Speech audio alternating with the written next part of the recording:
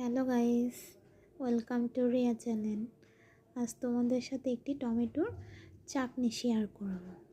প্রথমে আলু, টমেটো, কাঁচামরিচ, পেঁয়াজ, ধনেপাতা কেটে নিয়েছি। এরপর তেলে পেঁয়াজ কুচিগুলো দিয়ে নিয়েছি, একটু নাড়াচাড়া করে দিলাম। এরপর কাঁচামরিচ দিব বেশ কয়েকটা, যেহেতু শুকনো মরিচ পড়বে না, যার কারণে কাঁচামরিচটা একটু বেশি দিতে হবে। যে পরিমাণ ঝাল খায় সে পরিমাণই দিবে। এরপরে একটু নাড়াচাড়া করে আলুগুলো দিয়ে নিব।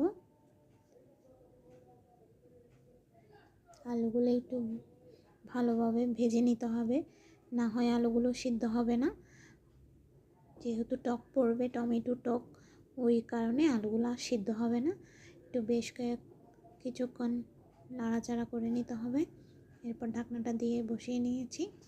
আবার কিছুক্ষণ পর তুলে একটু নাড়াচাড়া করে দিব। একটু পরপর নাড়াচাড়া করে দিতে হবে। আবার ঢাকনাটা দিয়ে দিয়েছি।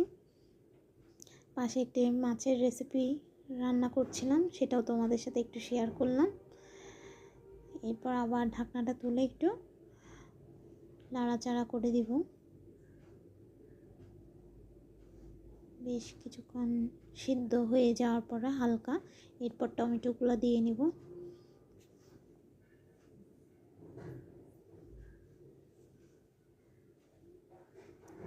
টমেটোগুলো দিয়ে নিয়েছি।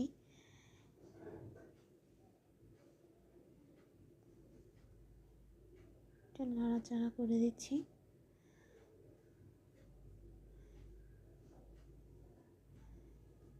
এরপর লবণ দিব,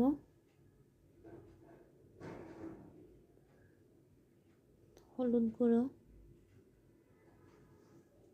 মশলার গুঁড়ো দিয়ে ভালো করে নাড়াচাড়া করে নিব।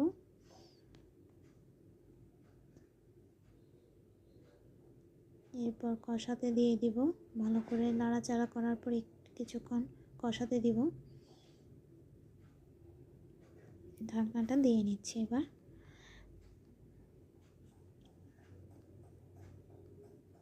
কিছুক্ষণ পরে ঢাকনা উঠিয়ে আবার একটু নাড়াচাড়া করে দিলাম। একটু নাড়াচাড়া করে দিচ্ছি ভালোভাবে। এরপর ঢাকনাটা দিয়ে নিব। ঢাকনা উঠানোর পরে আবার একটু নাড়াচাড়া করে দিচ্ছি। টমেটো থেকে পানি বেরিয়ে গেছে, আর ঢাকনাটা একটু দিব। এরপর ঢাকনাটা তুলে নেওয়ার পর আর ঢাকনা দিব না, যেহেতু পানি বেরোচ্ছে টমেটো থেকে, আর ঢাকনাটা দিব না। পানিগুলো শুকাতে হবে। টমেটোর চাটনি, এটা আমাদের চিটাগংয়েই খাই। চট্টগ্রামে বেশিরভাগ খাওয়া পড়ে এই টমেটোর চাটনি। শীত আসলেই সেই রেসিপিটি তোমাদের সাথে শেয়ার করলাম আজ। ধনেপাতা দিয়ে নিয়েছি, একটু নাড়াচাড়া করে দিব। ধনেপাতাগুলো ভালোভাবে মিশিয়ে দিচ্ছি। শীতের মধ্যে এই রেসিপিটি খুবই দারুণ লাগে।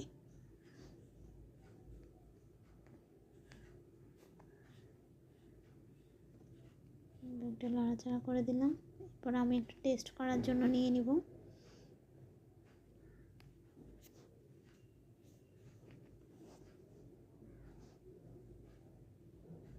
নিয়ে নিলাম।